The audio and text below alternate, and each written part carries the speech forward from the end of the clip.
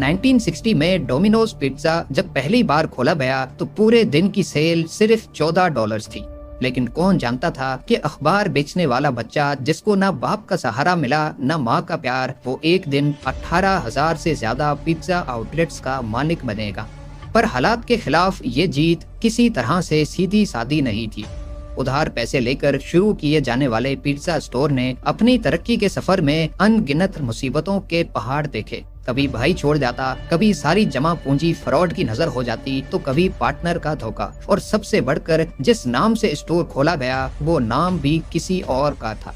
लाखों डॉलर्स के कानूनी मुकदमे और घिनौनी वायरल वीडियो जिसने खेला उस रेपुटेशन के साथ जो डोमिनोज के मालिक ने सालों बाद बनाई थी। ये कहानी है थॉमस मॉनिगन की, जिसने इन सब मुश्किलात का सामना करते हुए जीरो से स्टार्ट लेकर $1 बिलियन एम्पायर खड़ी की। 25 मार्च 1937 को थॉमस मॉनिगन मिशिगन के एक मिडिल क्लास घराने में पैदा हुए। इनके बाप ट्रक ड्राइवरी करके बड़ी मुश्किल से घर चला रहे थे और माँ नर्सिंग स्कूल में जॉब करती थी। सिर्फ 4 साल की एज में ही बाप चल बसे और माँ, जो बच्चों को सपोर्ट नहीं कर पा रही थी, उन्होंने टॉम और उनके भाई जिम को 7 सालों के लिए गवर्नमेंट के हवाले कर दिया। टॉम का बचपन बहुत ही मुश्किलात से भरा हुआ था। न बाप का सहारा देखा, न माँ का प्यार देखी, तो सिर्फ सरकारी फॉस्टर केयर और बोर्डिंग स्कूल की सख्तियां देखी। ना हाई स्कूल ढंग से पास कर पाए, ना ही कॉलेज। बड़ी मुश्किल से मिशिगन यूनिवर्सिटी में एडमिशन मिला, लेकिन अफसोस कि ट्यूशन फीस के पैसे भी नहीं थे। जिंदगी उनको तरह तरह के झटके दे रही थी। आखिरकार उन्होंने घर घर न्यूज़पेपर्स देने का काम शुरू कर दिया। यहीं से उन्होंने कारोबार की बेसिक्स सीखना शुरू की और पैसे बचाने का कोई मौका हाथ से नहीं जाने दिया। अभी वो कुछ संभले ही थे कि उनकी थोड़ी बहुत सेविंग्स भी एक फ्रॉड की नजर हो गई। यही वो पॉइंट था जब 1959 में टॉम के भाई जिम उनके पास एक आइडिया लेकर आए, और यही आइडिया उनकी जिंदगी बदलने वाला था। जिम पोस्ट ऑफिस में डाकिया की जॉब करता था, लेकिन अपने खर्चे पूरे करने के लिए डोमिनिक डिवार्टी नामी शख्स के रेस्टोरेंट में पार्ट टाइम भी लगाता था। जिम के मालिक का एक रेस्टोरेंट मिशिगन में बंद पड़ा था और डोमिनिक ये रेस्टोरेंट औने पौने दामों बेचना चाह रहा था। उस वक्त वो रेस्टोरेंट के $500 डिमांड कर रहा था, लेकिन शर्त ये थी कि रेस्टोरेंट पर $2,000 का कर्जा भी चढ़ा हुआ है जो कि खरीदने वाला ही भरेगा। जिम जब ये खबर टॉम के पास लेकर आया तो उन दोनों ने सोचा कि क्यों ना इस रेस्टोरेंट को खरीद कर एक साथ काम किया जाए। उन्होंने पोस्ट ऑफिस से $900 का कर्जा लिया और डोमिनिक से रेस्टोरेंट खरीद किया, लेकिन उसका नाम चेंज नहीं किया। बदले में डोमिनिक ने उनको कुछ रेसिपीज भी दी और सॉस बनाने का तरीका भी सिखाया। उन्होंने रेस्टोरेंट को शाम 5 बजे से रात 12 बजे तक खोलने का इरादा किया। इससे जिम की पोस्ट ऑफिस वाली जॉब भी डिस्टर्ब नहीं होगी और टॉम का सुबह यूनिवर्सिटी में पढ़ने का ख्वाब भी पूरा हो पाएगा। उन्होंने ये रेस्टोरेंट ऑफिशियली 9 दिसंबर 1960 को खोला और पहले ही दिन में $14 की सेल भी कर ली। पहले हफ्ते में उनके पास फोन भी नहीं था, यानी सारे कस्टमर्स खुद चलकर रेस्टोरेंट आए थे। फिर उन्होंने डिलीवरी सर्विस भी स्टार्ट की, जिसके लिए उन्होंने 2 फैक्ट्री वर्कर्स को कमीशन पे हायर किया। 4 महीनों के बाद उनकी एक दिन की सेल $107 तक जा पहुंची। लेकिन ये सेल्स ज्यादातर करीबी कॉलेज की वजह से आ रही थी। जब कॉलेज का सेमेस्टर पूरा हुआ तो सेल्स गिरकर $28 पे जा पहुंची। जिम अपने पोस्ट ऑफिस की जॉब की वजह से रेस्टोरेंट पे बहुत कम टाइम लगाता था, बल्कि वो कोई काम ही नहीं करता था। जब सेल्स ड्रॉप हुई तो दोनों भाइयों में झगड़े शुरू हो गए और एक मौके पर हाथापाई की नौबत आ गई। रेस्टोरेंट खोलने के 8 महीनों के बाद जिम रेस्टोरेंट से अलग हो गया, जबकि असल में ये आइडिया उसी का था। 50% शेयर के बदले में टॉम ने उसको वॉक्सवैगन देकर फारिग कर दिया, जो उन्होंने पिज्जा डिलीवरी के लिए खरीदी थी। जिम खुशी खुशी गाड़ी लेकर साइड हो गया, बिना ये जाने कि असल में उसने कितने घाटे का सौदा किया है। अब टॉम रेस्टोरेंट का 100% मालिक बन गया, लेकिन इसका मतलब था कि अब उसको फुल टाइम काम करना पड़ेगा, यानी उसका यूनिवर्सिटी जाने का ख्वाब फिर से अधूरा ही रह गया। वो कई दिन रेस्टोरेंट में ही रहता और रात को खाने में जले हुए पिज्जा खाकर गुजारा करता। आहिस्ता आहिस्ता रेस्टोरेंट की सेल्स दोबारा से बढ़ने लगी। उसने 2 हेल्पर भी रख लिए और अब रोजाना का प्रॉफिट $57 तक जा पहुंचा। वो अपने फारिग टाइम में दूसरे पिज्जा स्टोर्स को विजिट करता और मार्केट रिसर्च करता रहता। इसी दौरान एक इटालियन रेस्टोरेंट का मालिक उसका दोस्त बन गया और उसने अपनी फेमस सॉस की रेसिपी टॉम को दे दी।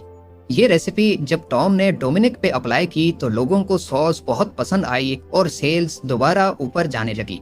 अब टॉम को किसी ने आइडिया दिया कि वो अपने रेस्टोरेंट की एक और ब्रांच भी खोल ले, लेकिन इस काम के लिए टॉम को कोई पार्टनर चाहिए था जो उसका पिछला रेस्टोरेंट चलाए, क्योंकि अब उसका भाई भी उसके साथ नहीं था। आखिरकार टॉम को एक पार्टनर मिल ही गया, लेकिन ये पार्टनर टॉम की सारी मेहनत को बर्बाद करने वाला था। एक दिन डोमिनिक में जिम गिलमोर नाम का आदमी आया जिसको टॉम फौरन पहचान गया। ये शहर का जाना माना रेस्टोरेंट चलाया करता था। दोनों रेस्टोरेंट बिजनेस पे बातचीत करने लगे। इसी दौरान टॉम ने गिलमोर को अपने प्लान्स बताए कि वो नई ब्रांच खोलना चाहता है। अब क्योंकि गिलमोर को रेस्टोरेंट चलाने का एक्सपीरियंस भी था, इसी वजह से दोनों की डील बन गई। डील में तय पाया कि गिलमोर $500 देकर बिजनेस में 50% शेयर पाएगा और डोमिनिक्स का पहला रेस्टोरेंट भी वही चलाएगा। लेकिन गिलमोर ने कहा कि मेरे पास फिलहाल $500 नहीं है, मैं बाद में दे दूंगा। पर क्योंकि टॉम को पार्टनर की सख्त जरूरत थी तो उसने हामी भर ली। डोमिनिक्स का 50% पार्टनर गिलमोर बन चुका था, वो भी बिना कोई डाउन पेमेंट दिए, और उसने ये पैसे बाद में भी टॉम को नहीं दिए। टॉम ने अपनी सेकंड ब्रांच खोल दी और पहली ब्रांच गिलमोर के हवाले कर दी। यही वो पॉइंट था जब टॉम को अपनी गलती का एहसास हुआ, क्योंकि उसने बिना जांच पड़ताल के एक अनजान शख्स को अपने बिजनेस का 50% शेयर दे दिया था। देखते ही देखते पहली ब्रांच की सेल्स और पिज्जा क्वालिटी दोनों गिरती चली गईं और टॉम को शक था कि गिलमोर चुपके से कैश ड्रॉअर में से पैसे भी चुराता है। जिम गिलमोर शहर में 2 रेस्टोरेंट्स चलाता था, लेकिन उसको पीने की आदत थी जिसकी वजह से वो 2 बार बैंकरप्ट हो चुका था। टॉम का ख्याल था कि शायद वो सुधर चुका है, लेकिन ऐसा नहीं था। इसके अलावा गिलमोर ने टॉम के साथ जो एग्रीमेंट किया था उसमें बड़ी चालाकी से कुछ ऐसी शर्तें ऐड करवाईं जिससे वो डोमिनिक्स में सिर्फ प्रॉफिट का 50% शेयर पार्टनर था, जबकि लॉस होने की सूरत में सारा लॉस टॉम ही भरेगा। अब नौबत ये आ गई कि टॉम दोनों ब्रांचेस पे टाइम लगाने लगा और गिलमोर का जब दिल चाहता वो तभी काम करता था। कुल मिलाकर बात यह है कि गिलमोर टॉम का नाजायज फायदा उठा रहा था। टॉम ने कई बार उससे एग्रीमेंट खत्म करने की बात भी की, लेकिन लीगल मसलों की वजह से वो गिलमोर से जान नहीं छुड़ा पाया। आखिरकार मामला कोर्ट में गया, तब जाकर टॉम और गिलमोर की पार्टनरशिप खत्म हुई, लेकिन जाहिर है पीछे जो नुकसान हुआ वो सारा टॉम को ही भरना पड़ा। पर इसका मतलब ये नहीं था कि टॉम के सारे मसले खत्म हो गए। अगला झगड़ा एक ऐसे शख्स से हुआ जिसके नाम से ही टॉम अपना बिजनेस चला रहा था, डोमिनिक्स डिवाटी। डोमिनिक्स डिवाटी ने जब देखा कि टॉम उसके नाम से 2 रेस्टोरेंट्स चला रहा है और अच्छी खासी सेल्स भी बना रहा है, तो उसको प्रोफेशनल जेलसी होने लगी। आखिरकार डोमिनिक भी खुद अपने नाम से शहर में रेस्टोरेंट चला रहा था और इसी वजह से कस्टमर्स को भी काफी करे। ये खबर टॉम पर बिजली बनकर गिरी, क्योंकि इस नाम को प्रमोट करने में उसने अपना खून पसीना एक किया था। अचानक से नाम बदलने का मतलब था कि टॉम की सारी मेहनत जाया हो जाएगी। टॉम को किसी ने मशवरा दिया कि कोई ऐसा नाम रखे जो डोमिनिक से मिलता जुलता हो, क्योंकि उस वक्त लोग फोन बुक में नंबर ढूंढते थे और जब मिलता जुलता नाम होगा तो डोमिनिक के पेज पर ही टॉम के रेस्टोरेंट का भी नाम होगा। कई दिनों तक टॉम और उसकी टीम डोमिनिक से मिलता जुलता नाम सोचते रहे, लेकिन कोई एक भी समझ नहीं आया। आखिरकार एक पिज्जा राइडर ने एक नाम सजेस्ट किया और वो था डोमिनोज। टॉम को ये नाम बहुत अच्छा लगा। उस दिन के बाद वो डोमिनिक्स नहीं बल्कि डोमिनोज के नाम से काम करने लगे। नाम चेंज करने का मतलब था कि अब उनको लोगो भी बदलना पड़ेगा, तो उन्होंने सिंपली डोमिनो गेम के टाइल को ही लोगो के तौर पे इस्तेमाल करना शुरू कर दिया। और क्योंकि उस वक्त उनके 3 स्टोर्स थे तो उन्होंने टाइल में 3 डॉट्स ही लगा दिए।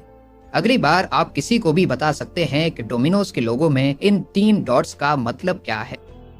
थॉमस मॉनिगन के पिज्जा बिजनेस को अब नया नाम मिल चुका था। उन्होंने रेसिपी में बेहतरी लाने और बिजनेस को प्रॉफिटेबल बनाने में खूब मेहनत की, लेकिन डोमिनोज की तरक्की की शुरुआत एक अजीब वाक़े से हुई। एक दिन रेस्टोरेंट का काफी स्टाफ एक साथ छुट्टी कर बैठा। इस पर टॉम ने मेन्यू में से एक्स्ट्रा चीजें हटाकर सिर्फ पिज्जा सर्व किए। इस दिन डोमिनोज को सबसे ज्यादा फायदा हुआ। टॉम को एहसास हुआ कि ज्यादा बड़े मेन्यू से सिर्फ काम का लोड बढ़ता है, जबकि छोटा मेन्यू ज्यादा प्रॉफिट बना कर देता है। उस दिन के बाद से डोमिनोज के मेन्यू में से एक्स्ट्रा आइटम्स हटा दिए गए और सिर्फ पिज्जा पर फोकस किया गया।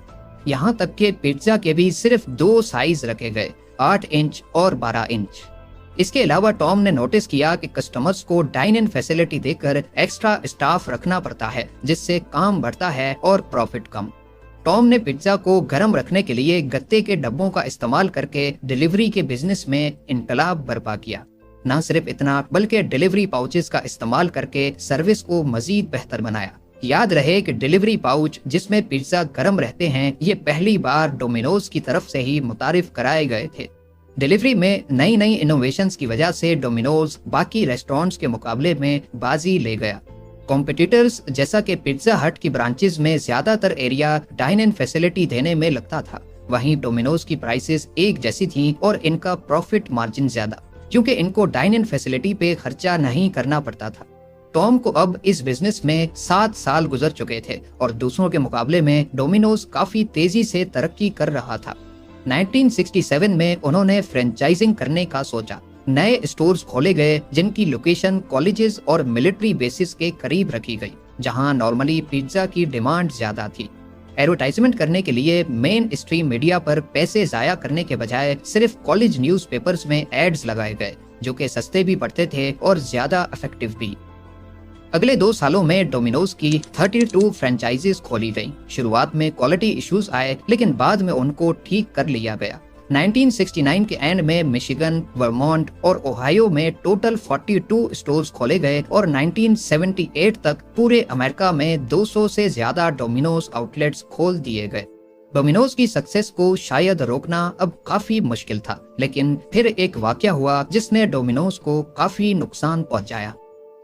1980s में डोमिनोज की डिलीवरी सर्विस का हर कोई दीवाना हो चुका था। इनको देखते हुए पिज्जा हट और दूसरे कॉम्पिटिटर्स ने भी डिलीवरी पे फोकस करना शुरू किया। यानी पिज्जा हट अब डोमिनोज के डायरेक्ट मुकाबले में आना चाह रहा था। इस चीज से खुद को अलग रखने के लिए डोमिनोज ने अपनी पहले से बेहतरीन डिलीवरी सर्विस को और ज्यादा शानदार बनाने के लिए एक चाल चली। 1984 में डोमिनोज ने मार्केट करना शुरू किया कि अगर 30 मिनट्स तक पिज्जा की डिलीवरी नहीं हुई तो पिज्जा के पैसे नहीं लिए जाएंगे। इस चाल ने डोमिनोज की सेल्स को रॉकेट की तरह बढ़ने पर मजबूर कर दिया। कस्टमर्स के लिए ये डील हर लिहाज से फायदेमंद थी। या तो उनको पिज्जा जल्दी मिलेगा या फिर फ्री मिलेगा।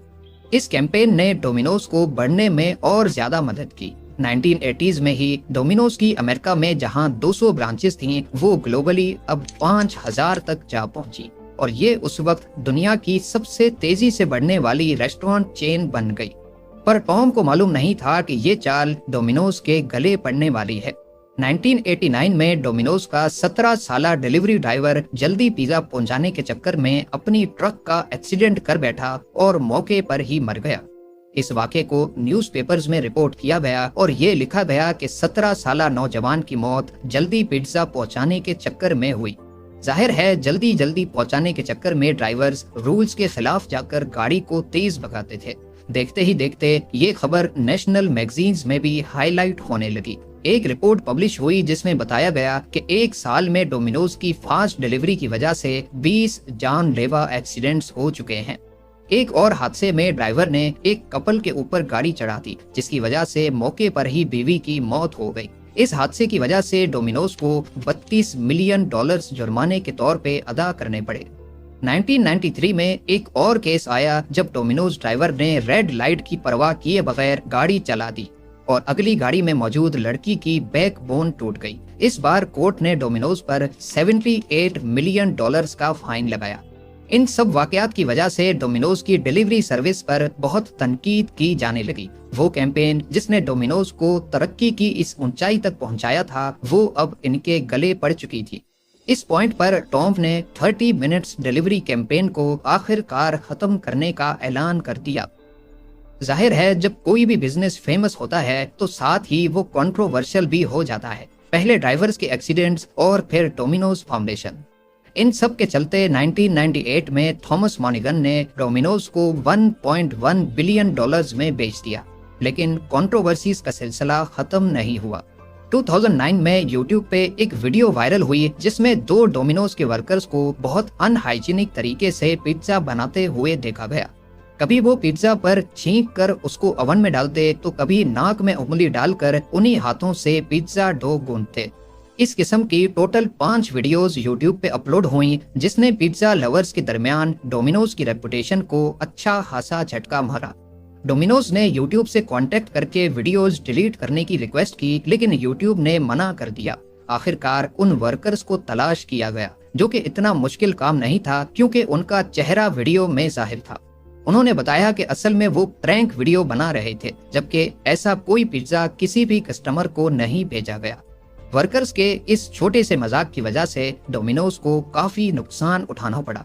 पर आज डोमिनोज की दुनिया भर में 18,848 ब्रांचेस हैं, पिज्जा हट से 145 ब्रांचेस ज्यादा। जबकि एम्प्लॉयज की बात की जाए तो डोमिनोज के पास सिर्फ 13,500 हैं और पिज्जा हट के पास 3,50,000। आमदनी में डोमिनोज पिज्जा हट से करीब 4 टाइम्स ज्यादा सेल्स जनरेट करता है। यहाँ आपको ये भी बताता चलूं कि पूरी दुनिया में रोजाना 30 लाख डोमिनोज पिज्जा बनाए जाते हैं और डोमिनोज के ही एक शेफ जागरोस चाफ ने एक नहीं 2 मरतबा वर्ल्ड्स फास्टेस्ट पिज्जा मेकर का रिकॉर्ड अपने नाम किया है, जिन्होंने 3 लार्ज पिज्जा सिर्फ 70 सेकंड्स में बनाकर दुनिया को हैरान कर दिया।